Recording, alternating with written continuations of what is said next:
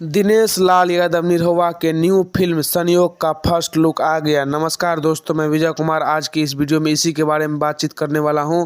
तो वीडियो को लास्ट तक देखते रहे और जो लोग हमारे चैनल भोजपुरी को सब्सक्राइब नहीं किए हैं वो लोग कर ले, क्योंकि हमारे चैनल पर भोजपुरी का हर एक न्यूज सबसे पहले आता है। तो दोस्तों, मैं आप सभी को बता देना चाहता हूँ कि संयोग फिल्म का फर्स्ट लुक बहुत ही खतरनाक है और बहुत ही कमाल का है। और दोस्तों, मैं आप सभी को यह भी बता देना चाहता हूं कि संयोग फिल्म का मेन हीरो दिनेश लाल यादव निरहुआ है और हीरोइन आम्रपाली दुबे है, जो कि आप लोग स्क्रीन में देख सकते हैं। और दोस्तों, बताया जा रहा है कि दिनेश लाल यादव निरहुआ का संयोग फिल्म बहुत ही जबरदस्त और बहुत ही कमाल का बनाया गया है।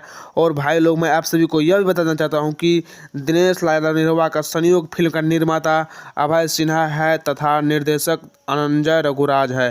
तो दोस्तों, आप सभी को यह वीडियो कैसा लगा हमें नीचे कमेंट बॉक्स में ज़रूर बताएं और जाते जाते वीडियो को लाइक और चैनल को सब्सक्राइब जरूर कर दें। मिलेंगे किसी नए वीडियो में, तब तक के लिए धन्यवाद दोस्तों।